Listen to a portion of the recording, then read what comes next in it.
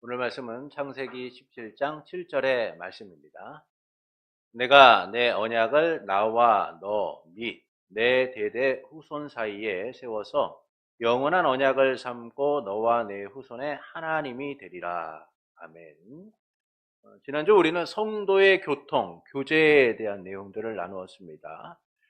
모든 성도는 그리스도의 은혜와 고난과 죽음과 부활과 영광 안에서 그 교제를 이루어야 된다라는 사실을 함께 나누었죠.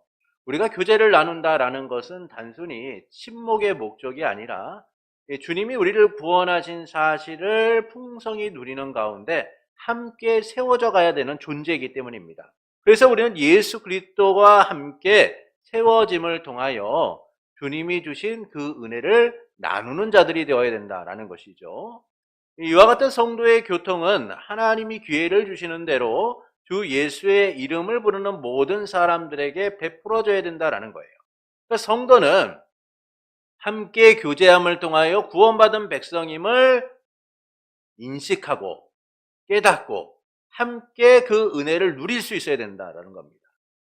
그런데 이것을 우리가 우리의 임의대로 거부하거나 때로는 교회 밖에서 이룰 수 있다라고 생각하는 것은 잘못되었다는 것이죠. 교회 밖에는 구원이 없어요. 우리가 왜 교회라는 공동체를 이렇게 소중하게 여기냐? 머리 대신 예수 그리스도의 지체로서만 우리가 살아갈 수 있기 때문인 겁니다. 여러분, 나뭇가지가 열매를 맺고 나뭇가지가 생명력이 있는 것처럼 보여도 나무에서 떨어져 나가면 그 나뭇가지는 죽은 것과 같은 거예요. 그러니까 우리 성도들이 이 교회의 공동체를 떠나서 생명력 있는 삶을 살아간다. 이거는 말이 안 되는 거예요. 생명력 있는 것처럼 보이지만 금세 시들게 되어 있고 죽게 되어 있는 겁니다. 그래서 주 안에서 우리가 함께 교제를 이루는 이 교회됨을 이뤄가야 된다는 것이죠. 성도들이 그리스도와 더불어 갖는 교통으로 말미암아 그리스도의 신격 본체를 소유하거나 동등하게 되는 것은 아니다. 그러니까 이게 무슨 얘기냐면 우리가 예수 그리스도와 연합되어서 교제를 이룬다라고 해서 우리가 예수님의 신격이라든지 또는 예수님과 동등된 존재가 되는 것이 아니라는 거예요. 우리 각자의 인격을 가지고 주님을 섬기고 주님을 바라보는 것이다라는 겁니다. 그래서 우리는 이 성도의 교제를 통하여서 주신 은혜들을 풍성히 누릴 수 있어야 된다는 것이죠. 오늘은 이 성도의 교제를 이루는 가운데 있어서 아주 중요한 은혜 언약의 거룩한 표어이며 인호인 성례에 대하여 함께 나누도록 하겠습니다. 우리 27장 성례를 한번 읽겠습니다. 1항 함께 읽겠습니다. 성례는 은혜 언약에 대한 거룩한 표어요 인호이다. 그것은 하나님이 직접 제정하셨는데 이는 그리스도와 그가 주시는 은혜를 나타내고 그 안에서 우리가 받는 유익을 확증하며 교회에 속한 나머지 사람들을 볼 수 있게 구별하며 교회에 속한 사람들에게 하나님의 말씀을 따라 그리스도 안에서 예배하는 일에 엄숙하게 참여하도록 하기 위함이다. 성례는 교회의 머리 대신 예수 그리스도께서 제정하신 겁니다. 이 외에 주님께서는 어떤 것도 제정하신 적이 없어요. 그래서 우리가 성례 외에 어떤 의식을 만들어서도 안 되고 준수해서도 안 된다는 겁니다. 성례만이 주님이 제정하신 것이기 때문에 우리는 이 성례를 통하여 주님과의 친밀한 교제뿐만 아니라 성도와의 친밀한 교제를 이루어야 된다는 것이죠. 그러니까 이와 같은 성례란 무엇이냐? 은혜 언약이 무엇인가를 보여주는, 하나님이 은혜로서 우리를 구원하셨다는 사실이 무엇인가를 보여주는 눈에 보이는 표시다라는 거예요. 거룩한 표요다라고 하는데 눈에 보이는 거룩한 표시이고 은혜 언약이 주는 유익을 확증하는 도장과 같다. 그래서 인호라고 얘기하는 거예요. 도장과 같다라는 거예요. 은혜 언약이 주는 유익을 확증하는 도장과 같다라는 겁니다. 우리가 쉽게 여러분 집을 살 때 매매계약서 이런 걸 쓰잖아요. 또는 전세를 할 때도 전세계약서 또는 졸업을 하면 졸업장에도 무엇이 찍혀요? 도장이 찍히잖아요. 그 도장이 갖고 있는 바가 무엇입니까? 당신이 집을 샀습니다. 당신이 졸업을 했습니다. 당신이 지금 전세권자로서 이제 이 집에서 살 수 있습니다라는 그 유익을 확정하는 것이죠. 그러니까 성례라는 것은 우리가 은혜의 언약 속에서 그 은혜 언약이 주는 것을 유익을 확증해 주는 도장과 같다라는 거예요. 그래서 인호다라고 얘기하는 겁니다. 그러니까 이처럼 성례는 새 언약의 축복을 나타내는 표징이고 그 축복을 누릴 권한을 허락받고 우리의 믿음을 확증해 주는 보증의 표다라는 것이죠. 이와 같은 성례를 제정하신 목적을 설명해 주고 있습니다. 첫째는 그리스도와 그가 주시는 은혜를 나타내기 위함이다라는 거예요. 그러니까 성례를 제정하신 목적은 그리스도가 그가 주시는 은혜를 나타내기 위함입니다. 우리가 그리스도를 통하여 어떤 은혜를 누리는가를 나타내기 위함이다라는 것이죠. 그 은혜가 뭐냐? 죄사함, 의롭게 됨, 아들됨, 성화됨, 영생 등 이 그리스도 예수를 통하여 주어지는 은혜들을 나타내는 거예요. 그러니까 우리가 예수 그리스도를 믿음을 통하여 우리에게 주어지는 은혜가 무엇이냐? 그것이 바로 제사함이라든지 의롭게 됨이라든지 양자됨이라든지 성화 영생 등이라는 겁니다. 그래서 우리는 이 성례를 통하여 예수님과 그분이 주시는 은혜를 누리게 되는 것이죠. 두 번째는 그 안에서 우리가 받는 유익을 확증하기 위함이다라는 거예요. 그리스도와 우리와의 관계를 확증해 주는 것이다라는 거예요. 그러니까 우리가 예수님과 어떤 관계가 있느냐라는 것을 나타내 주는 것이죠. 갈라디아서 3장 27절을 함께 읽겠습니다. 누구든지 그리스도와 합하기 위하여 세례를 받은 자는 그리스도로 옷 입었느니라. 이처럼 성례는 그리스도와의 관계를 나타내 주는 아주 중요한 예수님이 제정하신 의식이다라는 겁니다. 그래서 우리는 이 성례를 통하여 우리와 예수님과의 관계가 어떤 관계인가를 확인하게 되고 확증하게 되는 거예요. 세 번째는 이 교회에 속한 사람들과 세상에 속한 나머지 사람들을 볼 수 있게 구별한다라는 겁니다. 창세기 34장 14절을 함께 읽겠습니다. 야곱의 아들들이 누구를 줄 수 없으니 이는 우리의 수치됩니다. 할례를 받은 이스라엘 백성과 할례를 받지 않는 자들은 구별되죠. 이처럼 이 성례는 이 성도와 세상을 구별하는 증거다라는 거예요. 성도와 세상을 구별하는 증거죠. 그래서 성례는 누구만이 행해요? 예수님을 구주로 고백하고 믿는 사람들만이 그 성례에 참여하게 되는 겁니다. 믿지 않는 사람들은 성례에 참여할 수도 없고 성례에 참여하는 것을 원하지도 않죠. 그래서 이 세상과 우리의 구별된 증거 중에 하나가 바로 이 성례 의식에 참여하느냐라는 거예요. 네 번째는 교회에 속한 사람들에게 하나님의 말씀을 따라 그리스도 안에서 하나님께 예배드리는 일에 엄숙하게 참여하도록 하기 위함이다라는 겁니다. 로마서 6장 3절을 함께 읽겠습니다.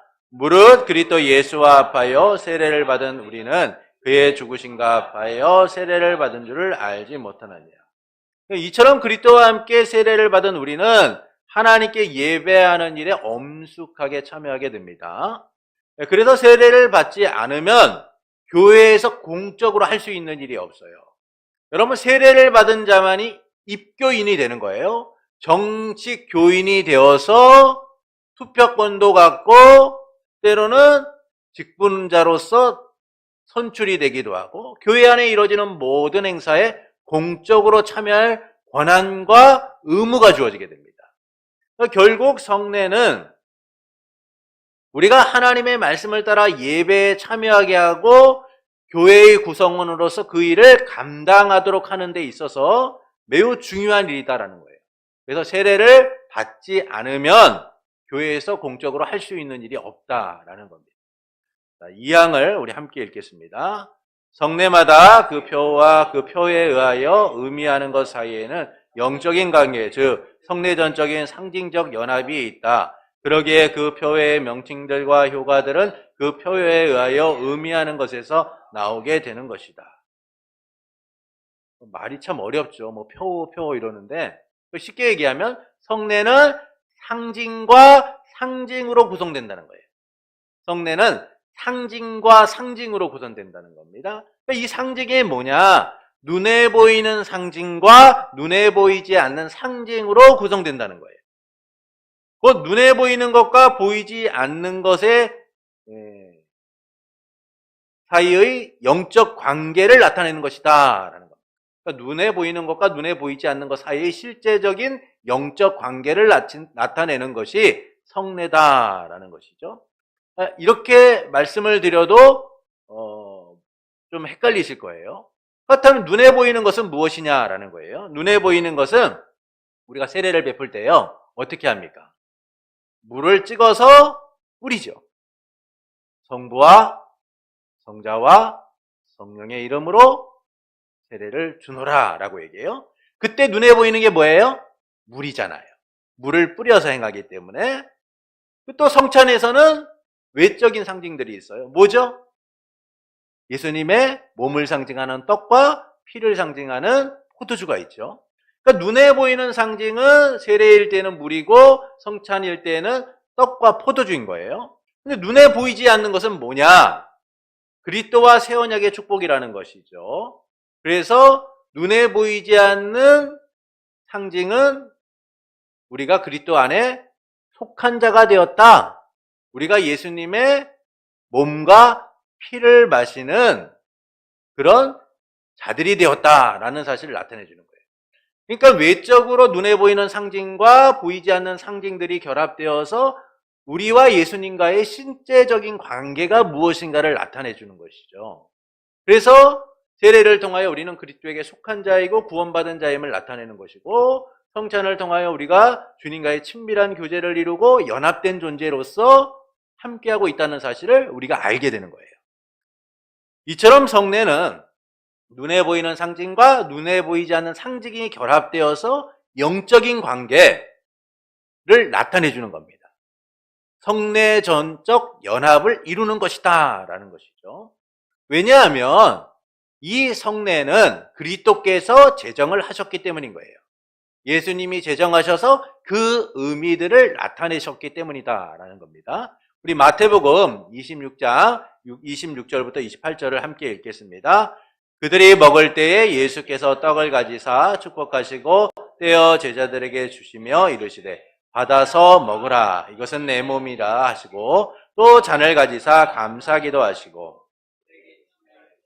너희가 다 이것을 마시라, 이것은 죄사함을 얻게 하려고 많은 사람을 위하여 흘리는 바 나의 피 언약의 피니라.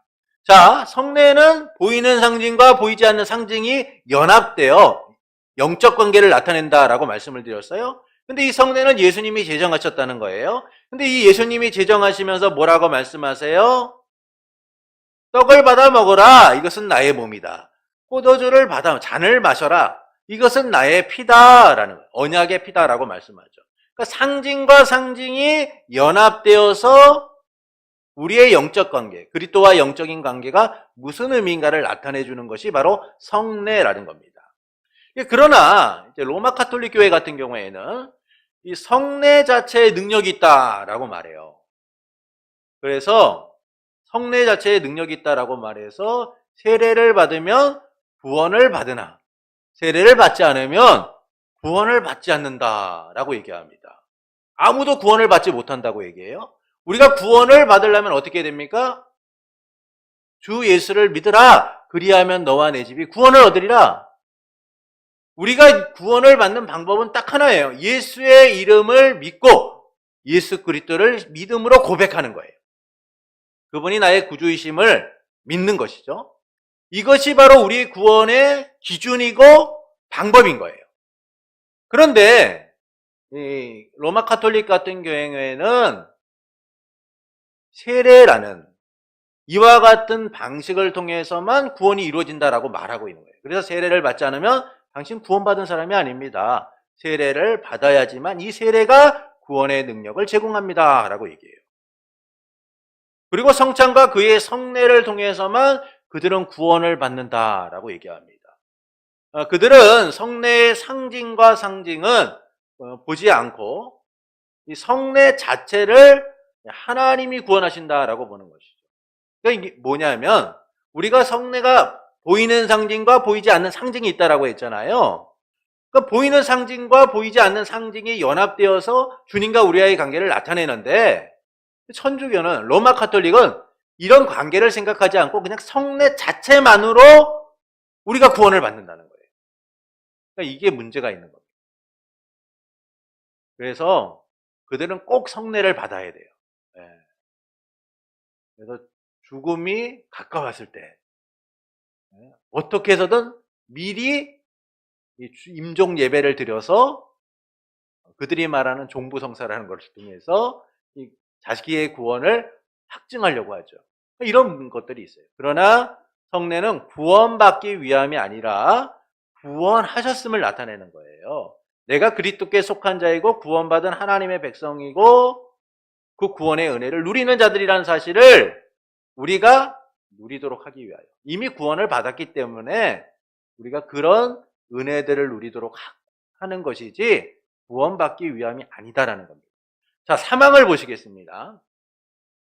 함께 읽겠습니다. 성례전이 올바르게 집행되는 때에 그 성례를 통하여 나타나는 은혜는 그것들 안에 있는 어떤 힘에 따라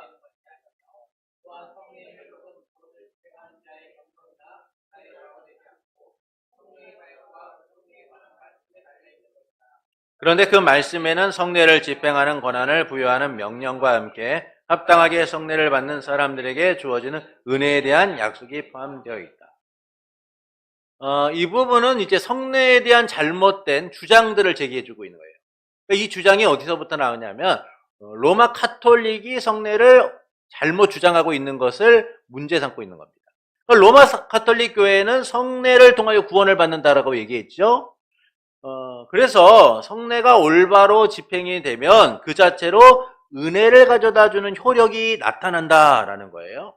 근데 문제는 그 성례가 올바로 집행되기 위해서는 성례를 집행하는 사제의 의사가 있어야 된다는 거예요. 쉽게 말씀을 드리면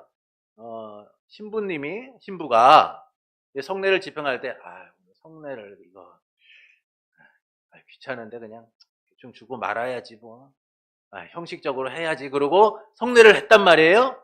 그러면 성례가 구원을 받는 효력이 있느냐? 그렇지 않다는 거예요. 근데 이 신부님이 성례를 지키는 오늘은 이들에게 하나님의 구원의 능력을 덧입도록 내가 성례를 하나님의 은혜 가운데 제대로 실행해야지 이러고 성례를 행하면 그들이 구원을 받는다. 좀 죄송한 말로는 엿장수 마음대로인 거죠. 엿장수 마음대로. 이건 바르지 않은 거예요. 그래서 그들이 성례를 구원을 받는 방법이다라고 얘기할 때 그 성례가 구원의 효력을 갖기 위해서는 누구의 의사가 중요한 거예요? 성례를 집행하는 사람의 의사가 너무나 중요한 거예요. 그래서 그들은 성례를 집행하는 이 사제들이 하나님의 권위를 가지고 성례를 행한다라고 생각을 해요. 그래서 이 성례를 집행하는 사제의 의사가 중요할 수밖에 없는 것이죠. 그래서 성례를 집행하는 사제가 하나님의 권한을 가지고 성례를 행하는 일들을 업신여기거나 함부로 행하면 그 구원하는 능력이 제대로 발현이 되지 않는다는 거예요. 그렇기 때문에 이런 문제점에 대하여 웨스트민스터 신앙고백서는 그렇지 않다는 것이죠. 성례 자체가 능력이 있는 것도 아니고 그 성례를 집행하는 사람에 의하여 성례의 능력이 결정되는 게 아니라는 거예요.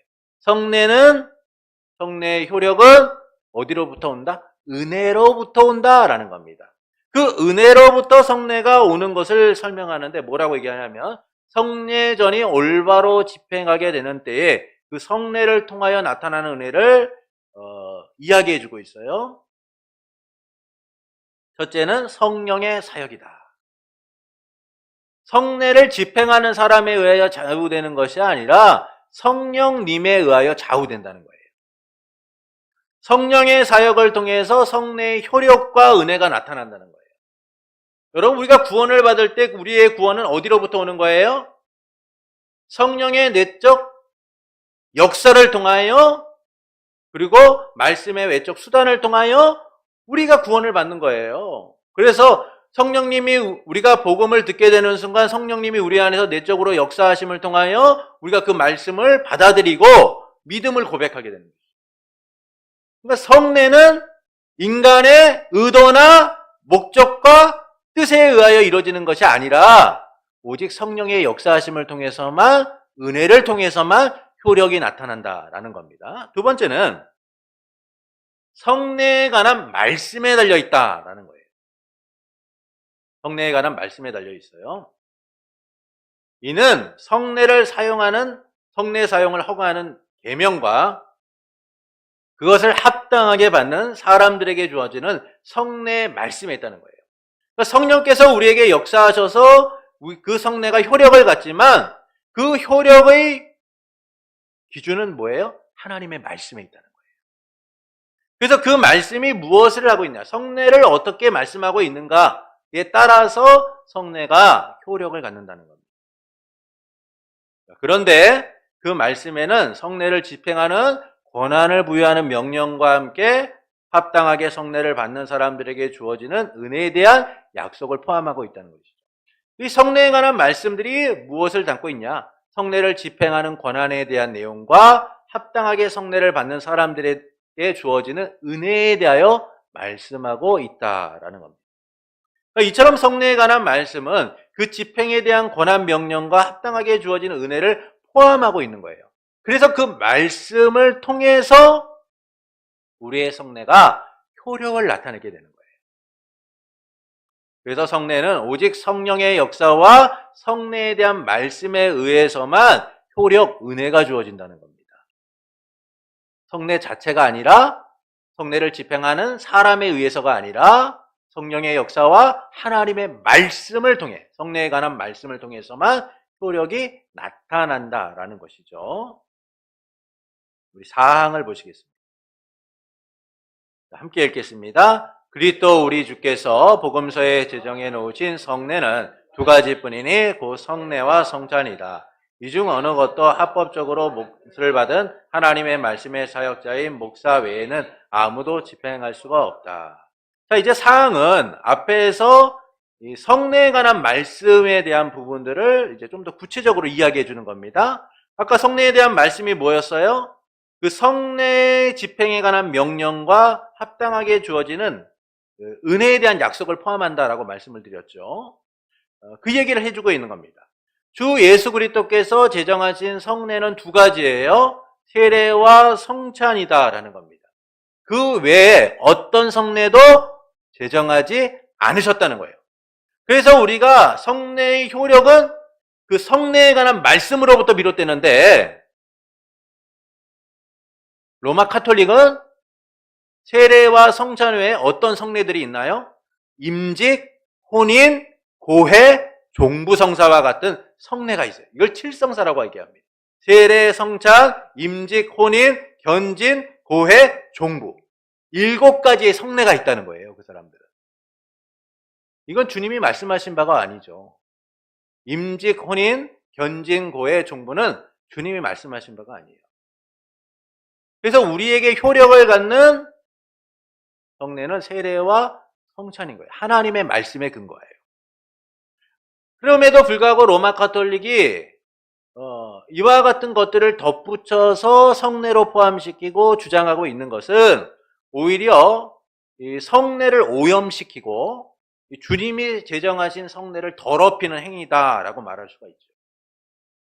주님은 절대 그것을 허락하지 않으셨는데. 그래서 우리는 주님이 제정하신 법을 따라서 세례와 성찬만을 성례로 받아들이고 행해야 된다라는 겁니다. 그것이 사람들에게 어떤 감동을 주고 사람들이 보기에 이런 제도는 우리가 필요하겠다라고 생각되는 것들이라고 해도 하나님의 말씀과 맞지 않는다면, 하나님이 제정하신 것이 아니라면 우리는 과감하게 그것을 내려놓을 수 있어야 된다라는 거예요. 그리고 이와 같은 성례는 아무나 하는 것이 아니라 합법적으로 안수를 받은 하나님의 말씀의 사역자인 목사만이 집행을 해야 된다라고 우리 장로교는 얘기합니다. 왜냐하면 여러분, 하나님은 질서의 하나님이세요. 그 질서의 하나님께서 교회의 질서를 지키고 행하는 데 있어서 직분이라는 걸 주셨죠. 그래서 어떤 사람은 말씀의 사역자로, 어떤 사람은 봉사의 일을 위하여, 어떤 사람은 병 고치는 일을 위하여 각자에게 주어진 직분이 다른 거예요. 그런데 그 직분의 질서를 무너뜨리고 내가 말씀을 선언해야겠다.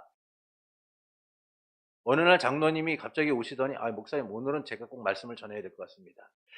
오늘 은혜가 너무 넘쳐서 감동이 막 밀려와가지고 오늘은 목사님 잠깐 쉬시고 주님이 주신 감동으로 제가 설교해야겠습니다. 이러면 어떻게 됩니까?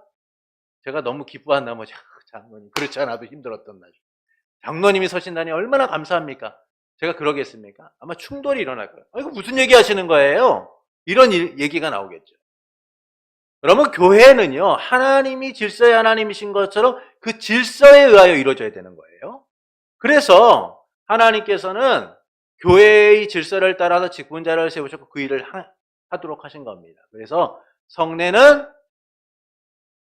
말씀의 사역자인 목사를 통하여 그 일들이 행해져야 된다라는 것이죠. 로마 가톨릭 교회나 교회 같은 경우에는 평신도도 세례를 줄 수 있다라고 말하기도 해요. 근데 요즘엔 좀 그렇지 않지만 예전에는 그랬습니다. 그러나 그것은 맞지 않은 일이죠. 그래서 우리가 항상 유념해야 될 것은 하나님이 질서의 하나님이신 것처럼 우리가 그 질서를 따라서 행하는 일들이 필요하다는 거예요. 그리고 우리 장로교회는 오직 말씀의 사역자인 목사만이 성례를 집행하도록 했다라는 겁니다. 그래서 우리가 이 질서를 따라서 그 일들을 행하는 일들이 필요하다라는 겁니다. 5항을 보시겠습니다.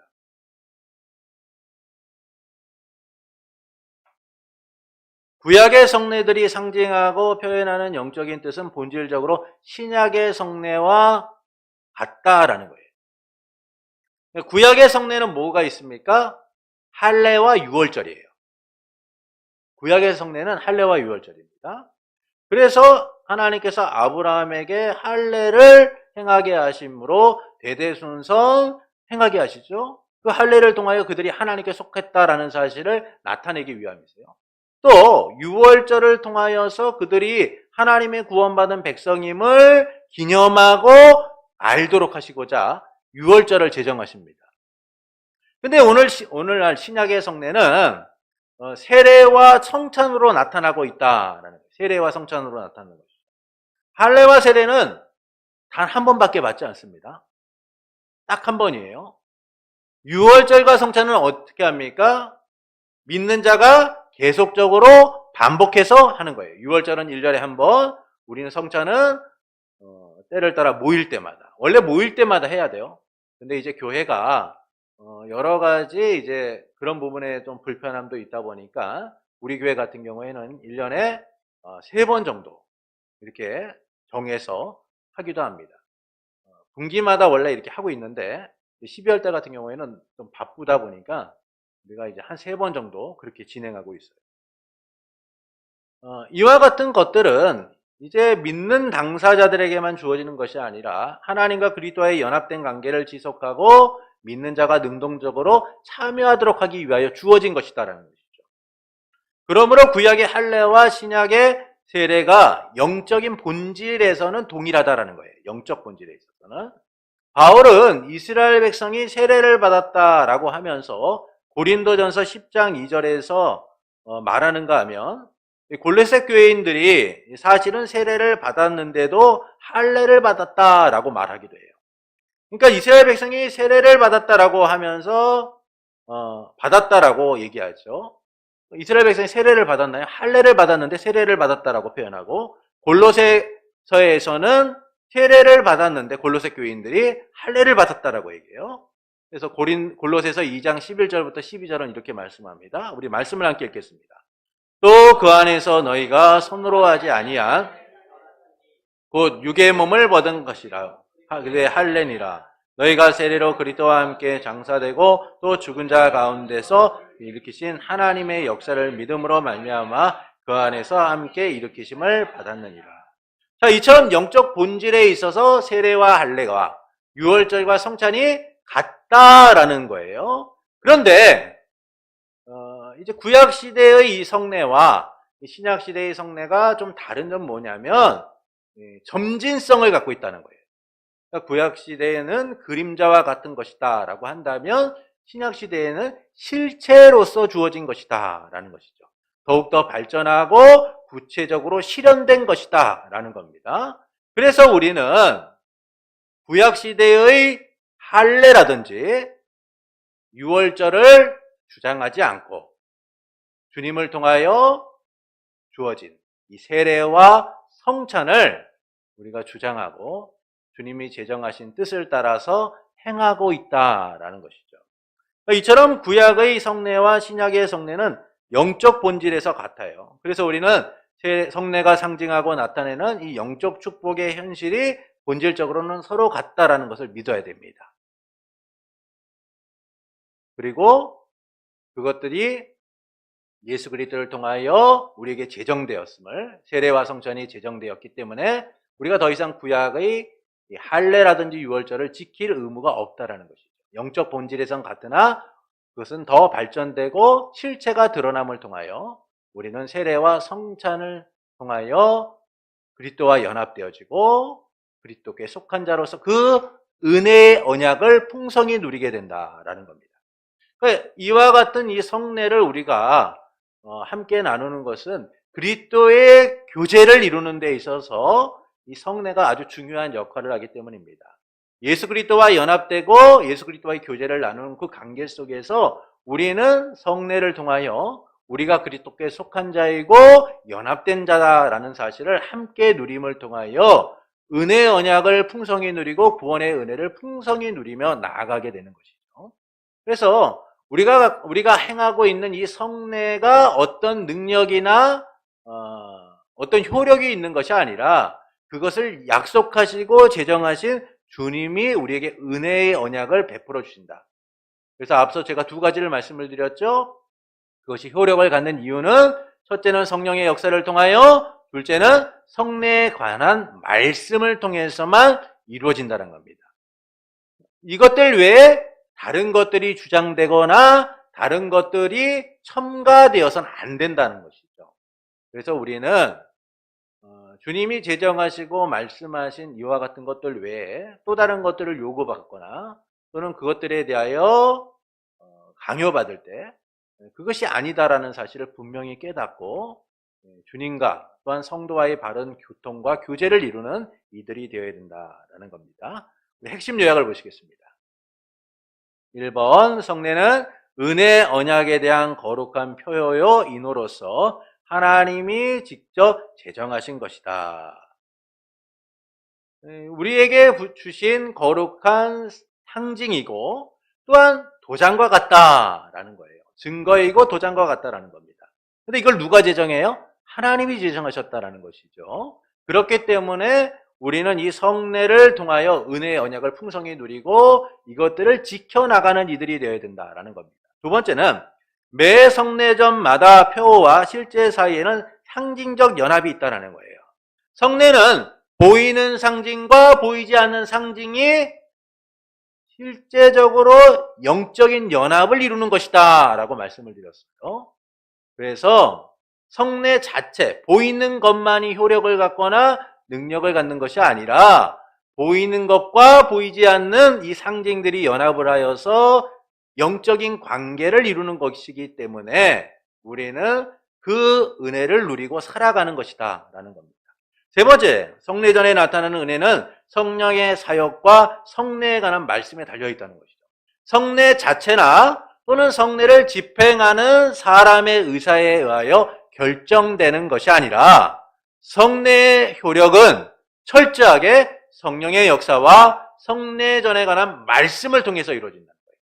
그러니까 이것 외에 우리가 성례에 대하여 주장하는 일들은 있어서는 안 된다라는 겁니다.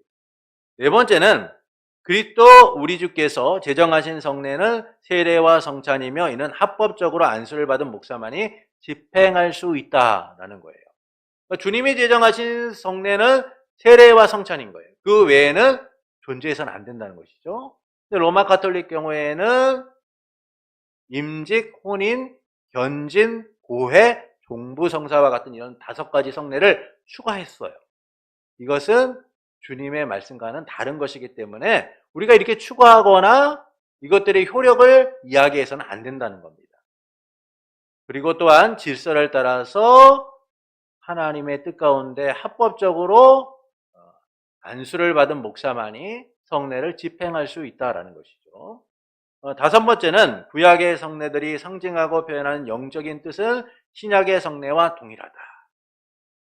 구약의 성례인 할례와 유월절, 신약의 성례인 세례와 성찬은 그 영적인 본질 면에서 뜻에는 동일한 거예요.